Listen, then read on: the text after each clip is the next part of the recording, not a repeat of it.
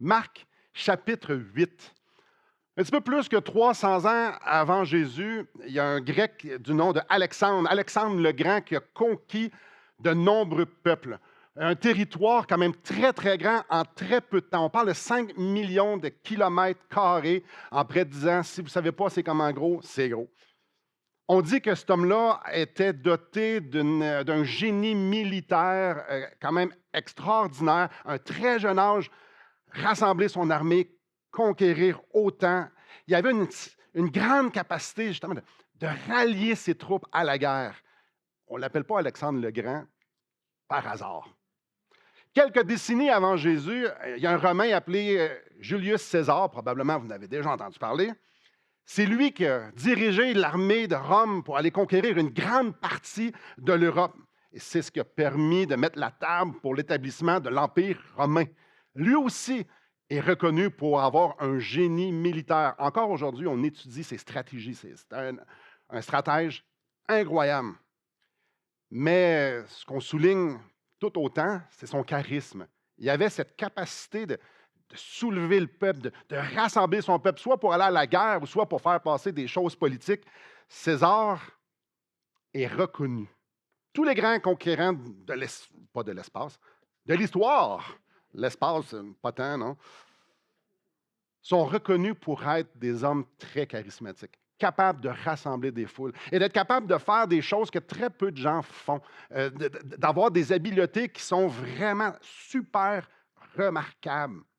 Même ceux de la Bible. On peut penser à Josué qui a conduit l'armée d'Israël à la conquête de Canaan. On peut penser à David qui a renforcé, qui a fait en sorte que le royaume d'Israël soit solide et super prospère.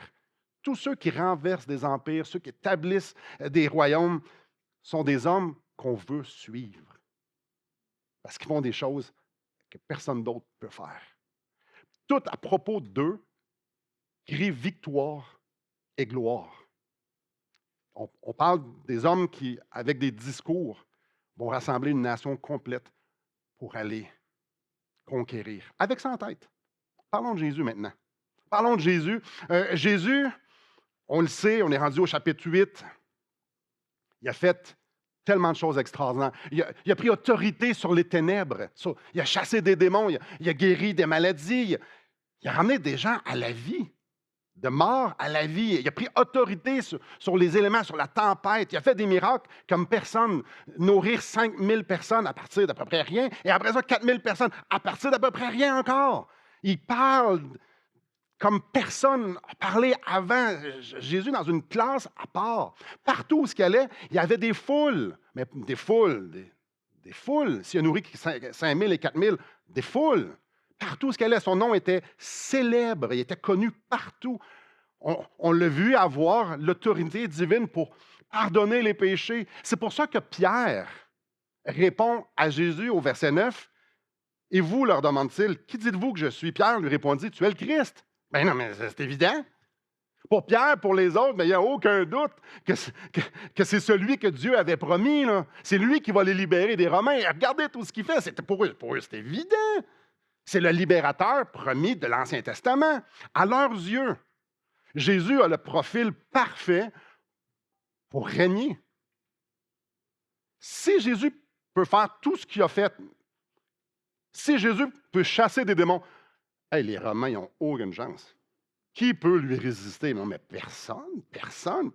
Convaincus qu'eux autres, là, ils vont voir leur ami régner et qu'ils vont régner eux autres aussi. Au chapitre 10, tournez pas avec moi, les deux frères, Jacques et Jean, vont faire une super demande, ici, lisez le sarcasme dans ma voix. Là. Accorde-nous d'être assis l'un à ta droite et l'autre à ta gauche quand tu seras dans ta gloire. Ouais, c'est ordinaire, mais eux avaient compris quelque chose. Si Jésus règne, et il va régner, parce qu'il est qui dit, ça veut dire que, le frère, on va régner avec lui. Pour eux, là, que Jésus soit le Christ, comme on vous lit au verset 29, mais c'est la meilleure des nouvelles. Il va régner dans la gloire. On va être avec lui. Il n'y a pas de meilleure nouvelle que Jésus soit le Messie. Mais comme on va le voir, autant qu'ils étaient convaincus qu'ils s'en allaient, les autres qui étaient directement sur le chemin de la gloire, et il n'y avait pas nécessairement tort, on va voir que Jésus va réajuster le tir. Le chemin vers la gloire, ce n'est pas nécessairement celui qu'eux autres pensent.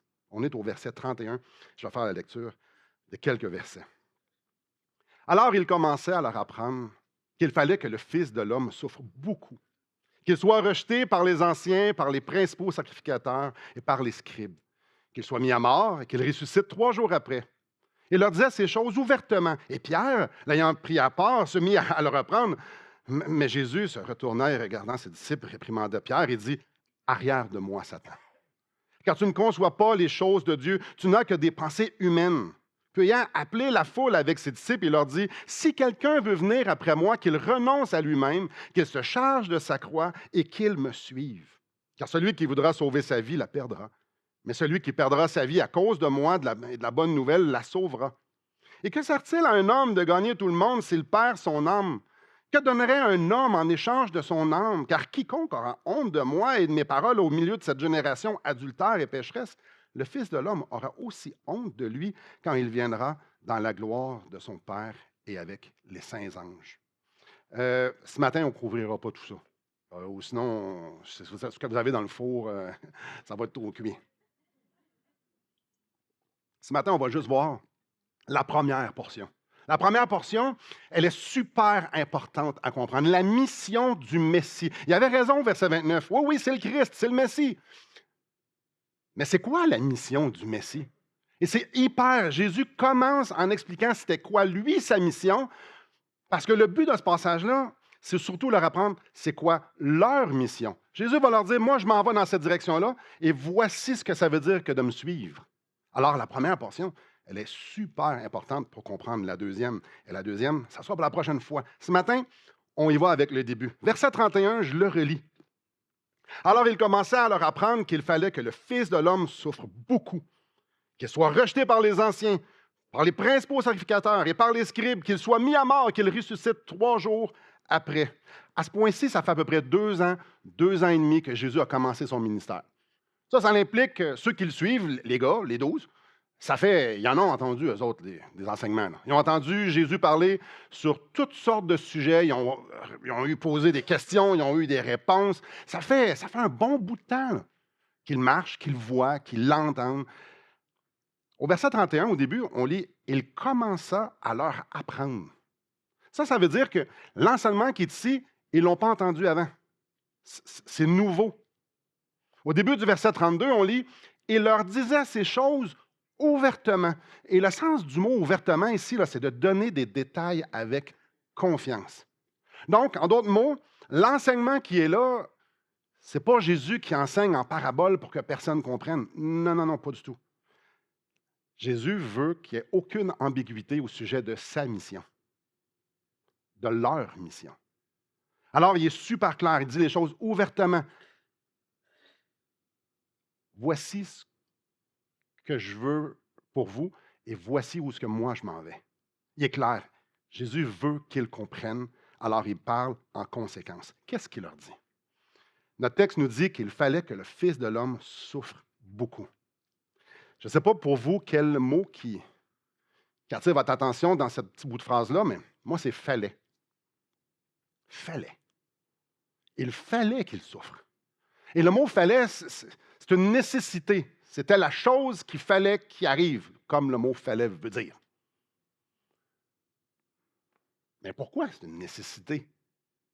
Pourquoi il fallait ça?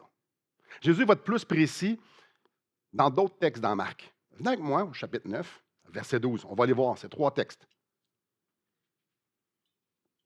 Pourquoi c'est une nécessité? Verset 12, chapitre 9. Il leur répondit, Élie viendra premièrement et rétablira toutes choses. Et pourquoi est-il écrit du Fils de l'homme? Est-il écrit du Fils de l'homme qu'il doit souffrir beaucoup et être méprisé? Ici, on a compris, c'était écrit. C'était écrit que le Fils de l'homme devait souffrir beaucoup et être méprisé. Venez avec moi au chapitre 14. Chapitre 14,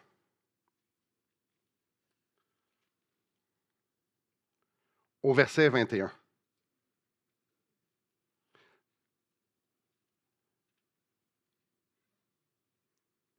Le Fils de l'homme s'en va selon ce qui est écrit de lui.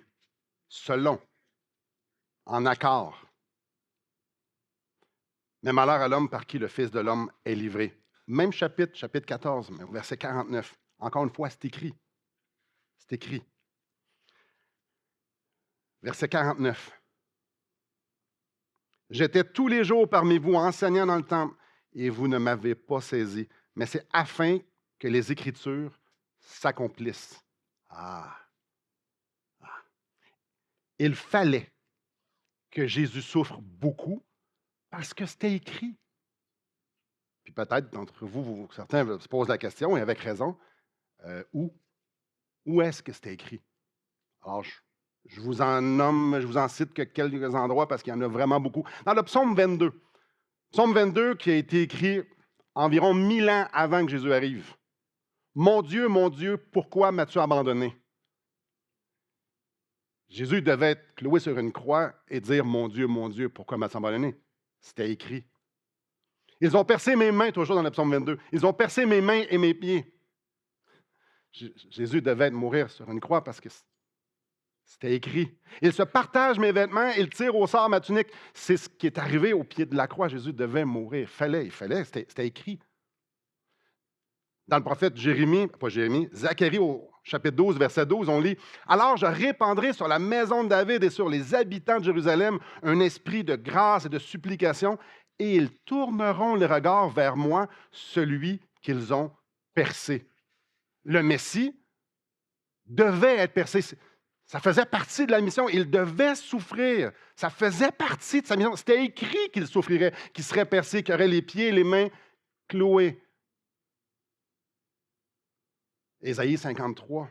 Méprisé et abandonné des hommes, homme de douleur et habitué à la souffrance, semblable à celui dont on détourne le visage, nous l'avons dédaigné, nous n'avons fait de lui aucun cas. Cependant, ce sont nos souffrances qu'il a portées. C'est de nos douleurs qu'il s'est chargé. Nous l'avons considéré comme puni, frappé de Dieu, humilié. Mais il était blessé pour nos péchés, brisé pour nos iniquités. Le châtiment qui nous donne la paix est tombé sur lui et c'est par ses meurtrissures que nous sommes guéris. C'était écrit qu'il fallait qu'il souffre. Qu'il souffre beaucoup. Alors, Jésus devait souffrir parce que c'était la mission du Messie. La mission du Messie, c'était de souffrir beaucoup. Si on y réfléchit juste un instant. Je l'ai dit tantôt, Psaume 22 a été écrit environ 1000 ans avant que Jésus vienne. Ésaïe 53, environ 700 ans avant que Jésus vienne. Zacharie, environ 500 ans avant que Jésus vienne. Dieu a inspiré ces hommes-là d'écrire ces choses-là, parce que c'est ça qui devait arriver. C'est spécial. Des années et des centaines d'années avant, Dieu a inspiré des détails précis de la mission. Ça veut dire que les détails précis de la mission qui ont été prophétisés, qui ont été écrits des centaines d'années avant, étaient la volonté de Dieu. Frères et sœurs, il était de la volonté de Dieu que Jésus souffre beaucoup. C'est pour ça qu'il fallait. Là, vous êtes Simon, ouais, je ne sors pas ça de mon chapeau. Je ne sors pas ça d'un livre de théologie.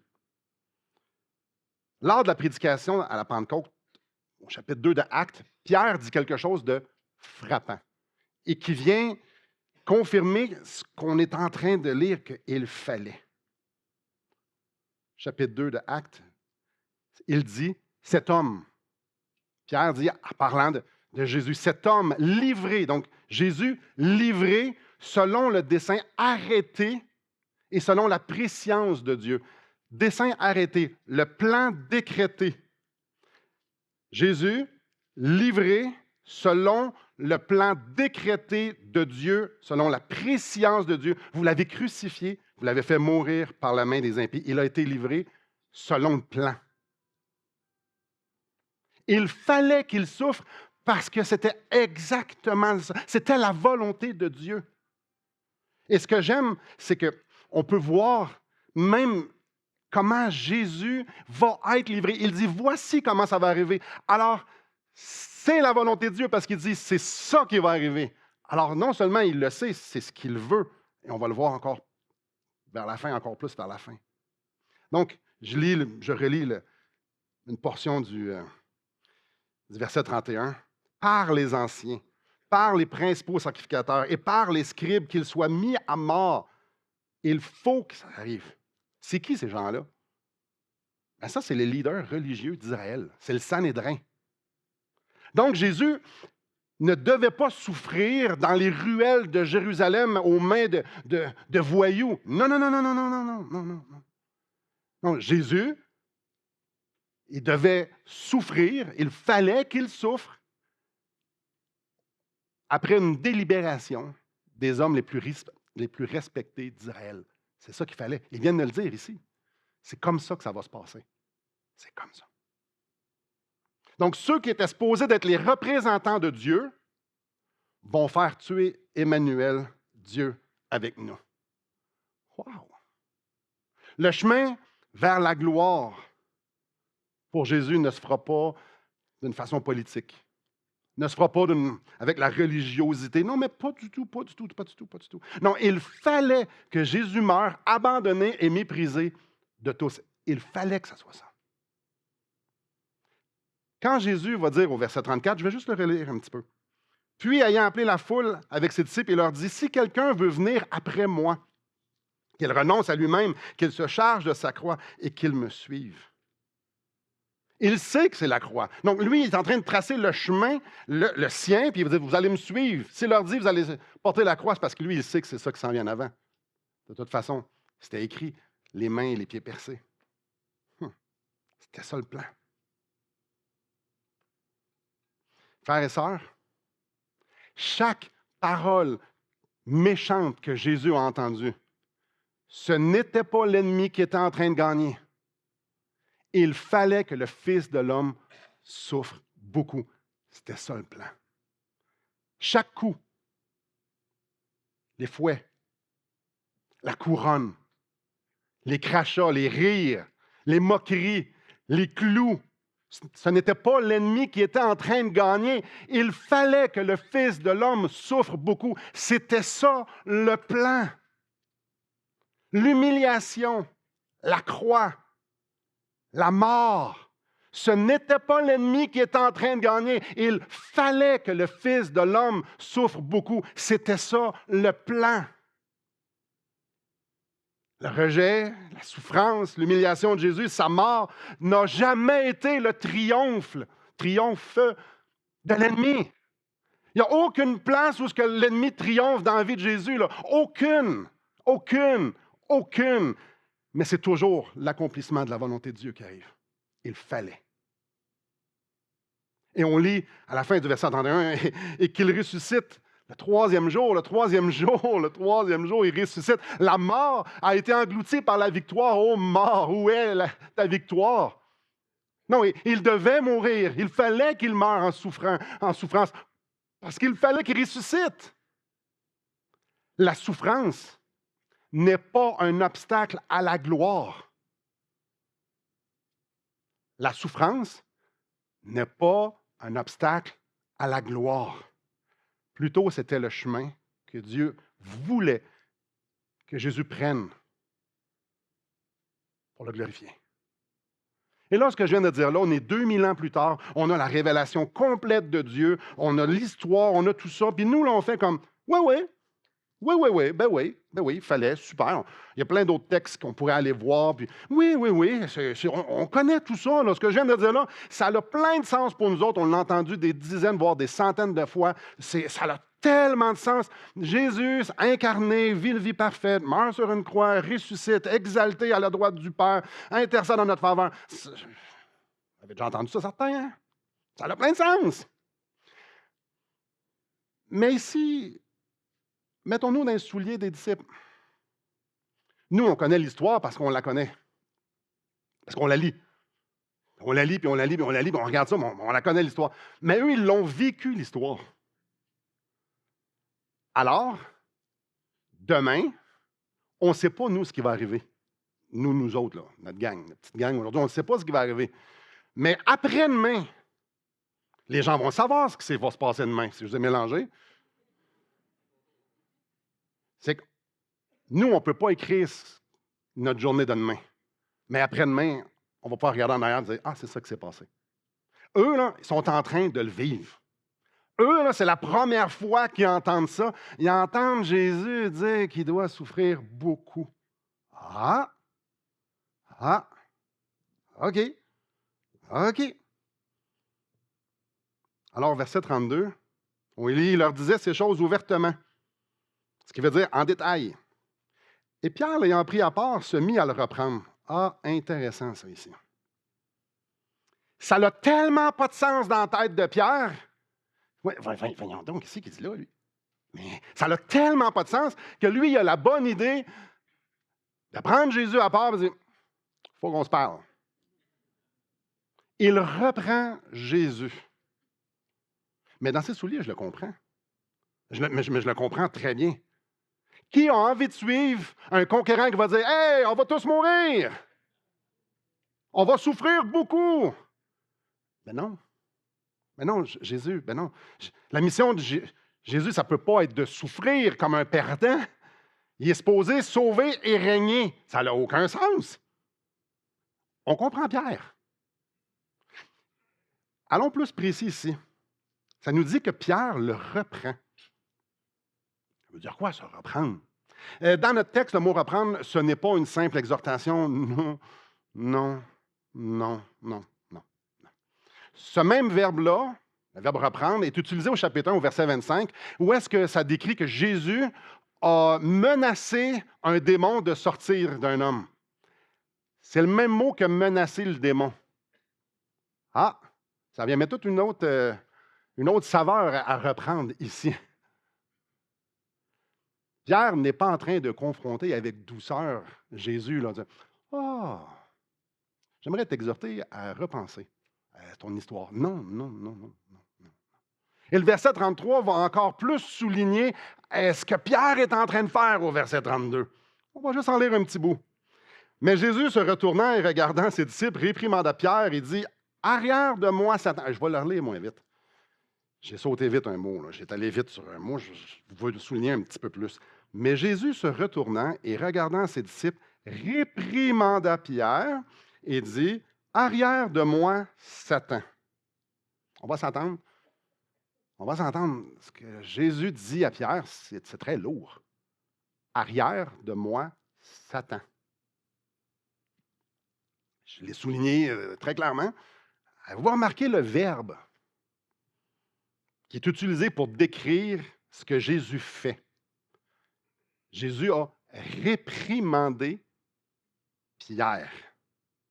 Alors qu'il est en train de lui dire « Arrière de moi, Satan », ça s'appelle réprimander. Vous avez deviné, c'est le même mot que ce que Pierre a fait avec Jésus. Voyez-vous la force du « arrière de moi, Satan » de chapitre 1, où est-ce qu'on voit que Jésus chasse un démon, parle au démon, prend autorité sur le démon. C'est le mot « Pierre ». C'est ça qu'il a fait avec Jésus. Donc, quand on lit au verset 33 que Jésus, avec verset 32, excusez-moi, que Pierre a repris Jésus, ce n'était pas une discussion. C'était pas une discussion. Mais le point ici n'est pas tant de souligner que Pierre l'a échappé solide, que vraiment, mais vraiment pas. Il vient de dire au verset 29 que c'est le Messie, et là, il le reprend. Le point n'est pas là. Mais quand même, c'est quand même intéressant de le soulever, de le souligner, parce que ça l'aide à comprendre c'est quoi le point. Le point, c'est de marquer à quel point la pensée de Pierre et la pensée des disciples était loin de celle de Jésus. En fait, diamétralement, complètement contraire. Ce qu'il y avait dans le cœur, dans la tête de Pierre et les disciples, c'est complètement contraire de ce qu'il y avait dans le cœur de Jésus.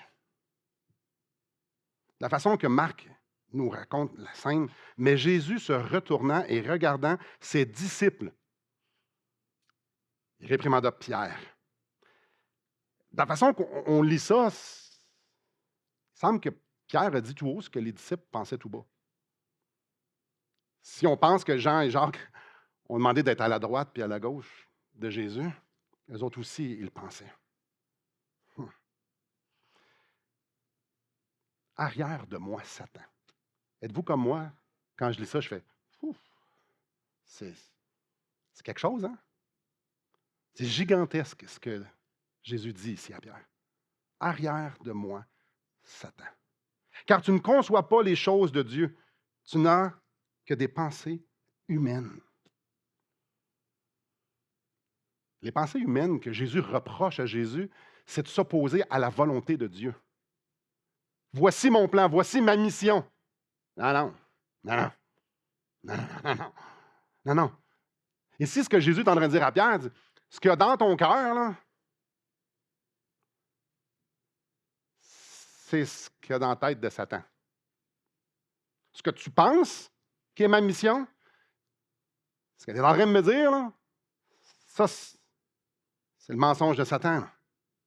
Pierre et les autres, eux autres, avaient un projet pour Jésus. Ah, c'est important de comprendre ça. Eux autres, il y avait des projets d'hommes, ça nous le dit ici. Ça nous le dit. Tu n'as des pensées qu'humaines. Eux autres, il y avait des projets d'hommes.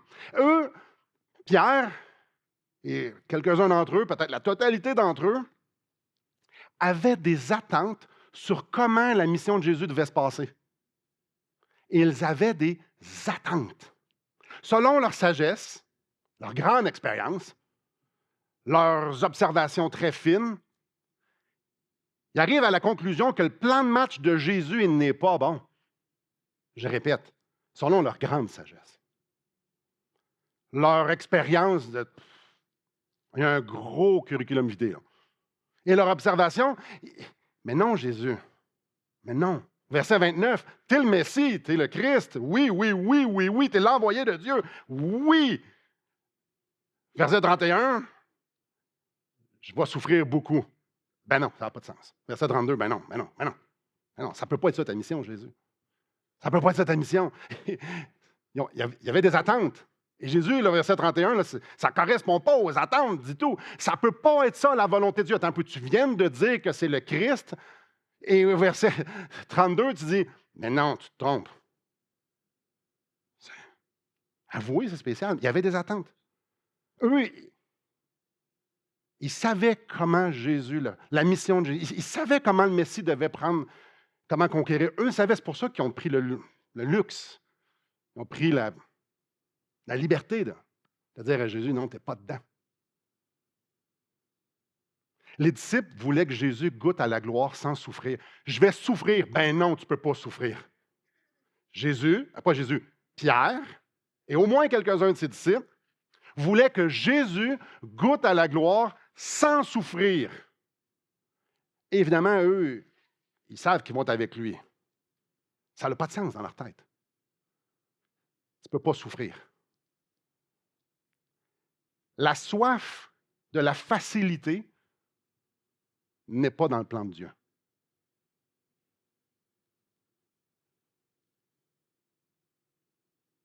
C'est un mensonge qui vient de Satan. La soif de la facilité, ça ne vient pas de Dieu. Ça vient de Satan. Vous vous souvenez peut-être, dans Matthieu chapitre 4. À un certain moment donné, après 40 jours de jeûne, Satan amène Jésus, puis il tente. Il va le voir, il tente. 3 tentations. Le diable transporta, l'une des tentations, c'est le diable transporta encore sur une montagne très élevée, lui montra tous les royaumes du monde et leur gloire. Et lui dit, Satan dit à Jésus, je te donnerai toutes ces choses si tu te prosternes et m'adores. Si tu veux, Jésus, là, tu peux régner aujourd'hui. Tu n'as même pas besoin de souffrir. Tu n'as pas besoin de te donner le trouble. Je vais te les donner facilement, les royaumes et la gloire. Jésus lui dit, retire-toi, Satan. Satan lui offre un règne sans souffrance et Jésus lui dit, retire-toi, Satan. Pierre avait le même cœur que les pensées de Satan. Ben non, Jésus. Il faut prendre le chemin facile. Tu penses, tu es le Messie, je le reconnais. Tu nous dis que tu souffres, impossible. Le Messie, c'est le chemin facile qu'il va prendre. Il faut qu'il prenne. Arrière de moi, Satan. La même chose. Ce que Pierre est en train de lui dire, c'est la même chose que Satan lui a dit, juste avant que son ministère commence. Ben non, Jésus. Prends le chemin facile. Les phrases ici sont lourdes. Tu ne conçois pas les choses de Dieu. Tu ne comprends pas. Ici, dans ces versets-là, Jésus établit la base. Voici où est-ce que je m'en vais, les gars. Et voici le chemin que vous allez prendre aussi. Verset 34, je le relis. Puis ayant appelé la foule avec ses disciples, il leur dit, si quelqu'un veut venir après moi, si quelqu'un veut me suivre, qu'il renonce à lui-même, on va voir ça la prochaine fois, mais comme Jésus est en train de faire, et qu'il se charge de sa croix, c'est ce vers quoi Jésus marche, et qu'il me suive. Jésus est en train d'établir la base. Moi, votre maître, vous me dites le Christ, parfait, moi je m'en vais par là. Ça veut dire, ça va vouloir dire ça pour vous. Jésus est en train d'établir la base. C'est hyper important de comprendre la mission de Jésus. Parce que si tu as une mauvaise compréhension de la mission de Jésus, tu vas avoir une très mauvaise compréhension de ta mission. C'est ça ici. Ça veut dire quoi suivre Jésus? Ça veut dire quoi être un disciple de Jésus? Ça veut dire quoi être un chrétien? Ça veut dire quoi dire Jésus, c'est mon Seigneur? Jésus est en train de dire, c'est ça que ça veut dire. Voici ce que ça veut dire. Il fallait que le Fils de l'homme souffre beaucoup. C'est ça que ça veut dire. Les gars, c'est par là que je m'en vais. Il va leur dire tout de suite après, il faut que vous preniez le mien. Il faut. C'est comme ça. Ceux qui me suivent, ça va être ça. Il fallait. Je fais juste répéter un petit peu dans d'autres mots ce que j'ai dit. Ça n'a rien à voir avec Judas, là. Ça n'a rien à voir avec le procès injuste et à quel point le monde était méchant. Et tout ça, c'est vrai, c'était pitoyable, c'est aberrant. Mais ça n'a rien à voir avec eux autres. Eux, ils ont juste été des outils pour accomplir la volonté de Dieu. Non, Dieu a décidé que le chemin vers la gloire, c'est un chemin de souffrance. Le chemin vers la gloire, c'est un chemin de souffrance. C'est ce qui nous est dit ici. Et là, l'idée, c'est pas Jésus courait après la souffrance. Jésus, quand il voyait un arbre, il ne partait pas à courir et disait, ah, je vais me faire mal. Il ne cherchait pas le trouble, lui, là. Il n'était pas d'une façon inutile de dire, je vais me mettre dans le trouble pour que ça fasse mal. Non, non, non, non, non. L'idée n'est pas de souffrir pour souffrir parce que c'est le fun de souffrir. Ben, on le sait que c'est le fun de souffrir, là. On le vit dans notre corps, dans nos relations. C'est pas pour vous, mais moi, j'aime ça. Là. Hey, le plus souvent possible. Des fois, je me lève la nuit pour souffrir. Là. Hey, c'est le fun, je cherche ça. C'est pas de même, là. Si vous passez devant moi tantôt, là, petite taloche, là, hey, j'aime ça au bout. Ou dites-moi à quel point je suis ignoble, ça me revivifie. Là. Non, l'idée, c'est pas de souffrir. Jésus n'était pas comme, hey, là, le but, là, on va souffrir au maximum, on se met dans le trouble, on fait tout ce qu'on peut pour souffrir. Non. Non, non, non, non, non, non, non. Le chemin vers la gloire, c'est un chemin de souffrance. Le chemin dans le péché est aussi un chemin de souffrance. Si je pêche, je vais souffrir. Mais Jésus n'est pas en train de parler de ça. Le chemin vers la gloire, le chemin dans la volonté de Dieu, le chemin dans ce que Dieu te demande, le chemin vers la gloire, c'est un chemin de souffrance. Parce que Dieu utilise notre souffrance. Dieu investit notre souffrance. Là, je parle au nous, mais je reviens à Jésus. Le but, ce n'était pas juste de faire souffrir Jésus. Parce que c'est cool. Ça fait une belle histoire. Dans Hébreux 2,10, je vous le lis, il convenait. C'était la bonne chose. C'est ce qui est approprié. Il convenait. En effet, que celui pour qui et par qui sont toutes choses, si ça parle de Dieu. Donc, il convenait à Dieu. C'était la bonne chose pour Dieu. Et qui voulait conduire à la gloire beaucoup de fils. Il voulait conduire à la gloire beaucoup de fils. Donc, la bonne chose pour Dieu, c'était de conduire à la gloire beaucoup de monde. Ça, c'était la bonne chose. Et élever à la perfection par les souffrances le prince de leur salut. La bonne chose, c'était d'élever par la souffrance le prince de notre salut, Jésus. C'était la bonne chose que Jésus meure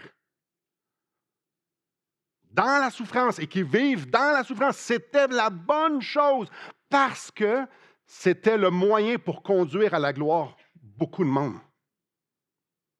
La vie de Jésus était le moyen par lequel Dieu voulait se glorifier en glorifiant ceux qui ne méritaient pas de goûter la gloire. Le chemin de souffrance que Jésus a marché, il l'a fait pour nous conduire à la gloire éternelle. Il fallait que le Fils de l'homme souffre beaucoup. Parce que si le Fils de l'homme ne souffre pas beaucoup, vous et moi n'avons aucune espérance d'une gloire éternelle. Aucune espérance de goûter au salut éternel.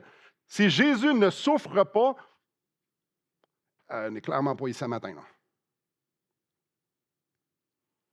La souffrance n'est pas un obstacle à la gloire. C'est le moyen pour écouter. Je le redis. La souffrance n'est pas un obstacle à la gloire. C'est le moyen pour y goûter.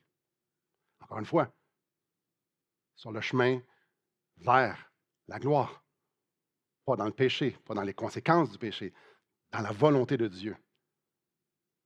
Pour Jésus, c'était le moyen pour lui de rentrer dans la gloire, pour retourner dans la gloire, et pour que nous, on puisse écouter. En conclusion, je vous avertis tout de suite, ça va être une plus longue conclusion que d'habitude. La volonté du Père était de se glorifier de notre salut éternel. La volonté du Père, c'était que Jésus s'abaisse, s'incarne,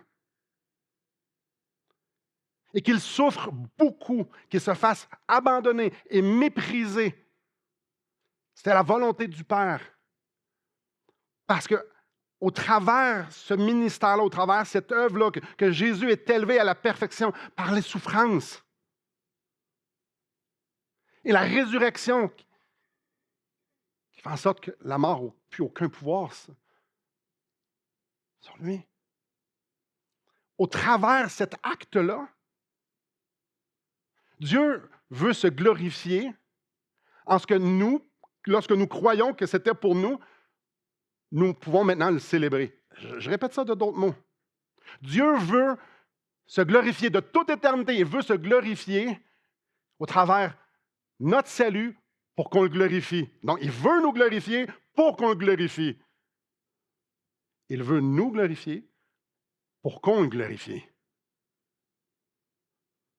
La volonté du Père, c'est que Jésus vienne souffrir pour que nous soyons ses adorateurs. Nous qui méritions absolument rien, la volonté du Père. Et Jésus a répondu à la volonté du Père, non pas ma volonté, mais la tienne. Parce que le but, c'était d'apporter beaucoup de gens dans la gloire. Alors, je vais souffrir pour que beaucoup de gens puissent exalter mon Père dans la gloire, que mon Père soit glorifié. Je suis prêt à me donner, à me livrer pour que mon Père soit glorifié par ceux qui vont croire dans la gloire. Alors, Jésus ne se voyait pas en victime. Jésus n'était pas une victime. Jésus a choisi de s'offrir en sacrifice. Parce que la gloire de Dieu était extraordinaire, parce que le plan était extraordinaire. C'est ce qui veut dire que c'est d'emmener beaucoup de fils, de gens à glorifier son Père. Ah, que c'est un plan glorieux. Alors, Jésus a dit, je vais me sacrifier. Ah, je vais me sacrifier. Le Père m'aime parce que je donne ma vie afin de la reprendre. Personne ne me l'ôte, mais je la donne de moi-même en sacrifice. Jean 10, 17 et 18. Personne ne me l'ôte. C'est pas Judas. C'est pas le Sanhédrin, c'est pas les méchants, c'est Jésus qui s'est sacrifié parce qu'il le fallait, parce que c'est comme ça que le Père est plus glorifié. C'est si lui prend ce chemin-là de souffrance pour nous emmener dans la gloire, pour qu'on glorifie Dieu. Ah! Je vais offrir ma vie à un plan si extraordinaire parce que ça glorifie le Dieu éternel. Frères et sœurs, si Christ, c'est votre sauveur, c'est votre Seigneur, ce n'est pas un accident. Oh, ce n'est pas un accident. Ce n'est pas un accident. C'était la volonté de Dieu de toute éternité.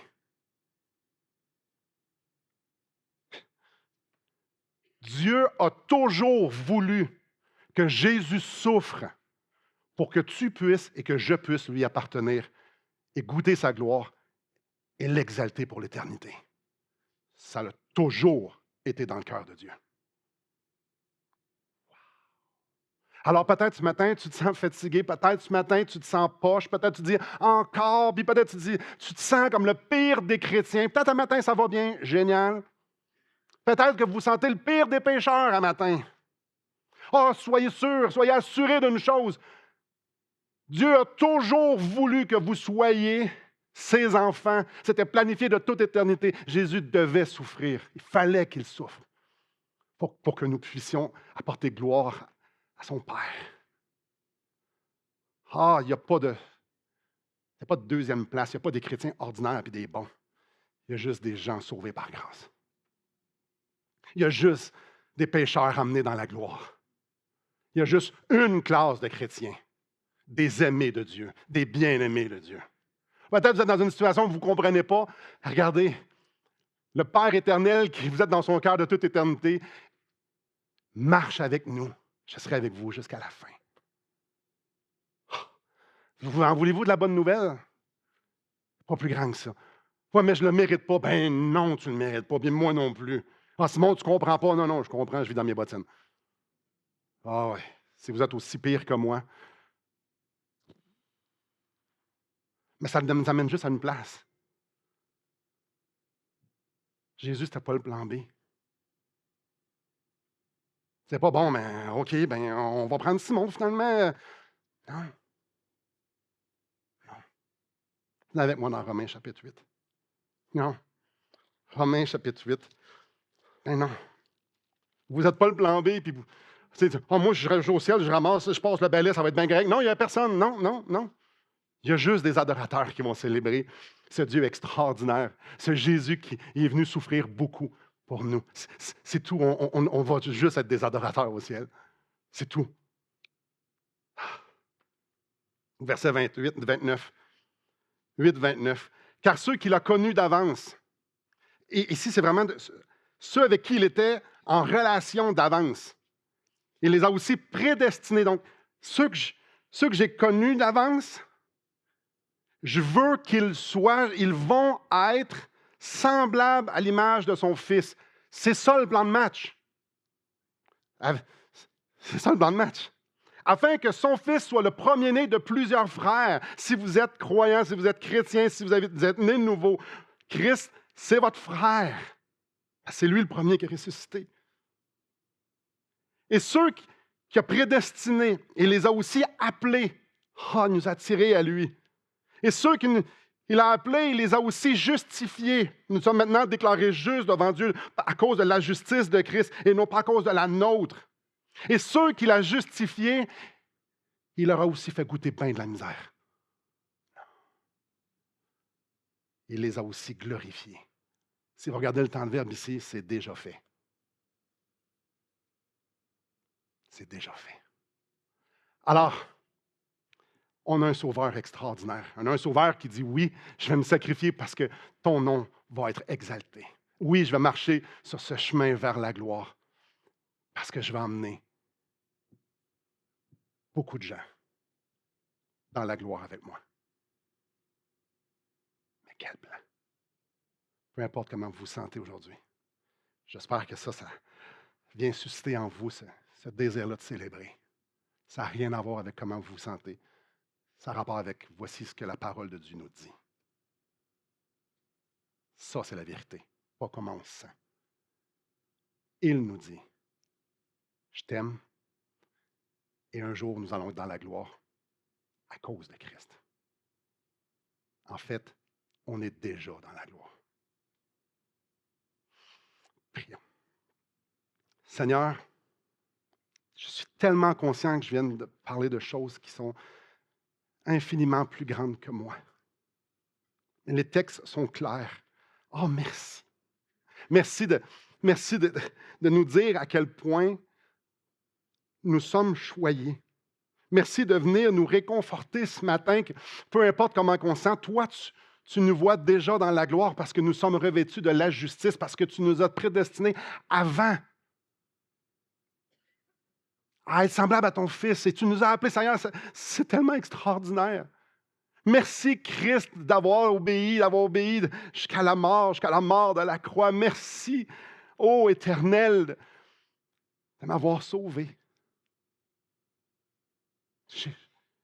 J'ai besoin, je prie pour nous, ô Dieu, que tu viennes nous ouvrir les yeux, qu'on puisse voir l'espérance qui s'attache à ton appel, qu'on puisse être émerveillé par ta gloire, émerveillé par ton plan, par son abaissement, par son élévation dans la perfection, par les souffrances et par sa résurrection, son exaltation. Seigneur, donne-nous des yeux pour voir, donne-nous un cœur qui a soif, qui a faim de sonder dans ta parole ces vérités qui changent tout à propos de nous. Les choses passées sont passées. Maintenant, toutes choses sont devenues nouvelles. Je suis une nouvelle création. Nous sommes une nouvelle création, Seigneur. Nous avons une nouvelle identité. Nous sommes des enfants du Très-Haut. Plus que victorieux à cause de celui en qui on a cru. Seigneur, sois exalté. Suscite en nous ce cœur qui bouille, qui veut te célébrer, dans l'espérance que bientôt, tu vas venir nous chercher, tu vas nous emmener et faire goûter parfaitement, complètement, cette gloire qu'on a déjà commencé à goûter. Glorifie ton nom dans nos vies. En Christ. Amen.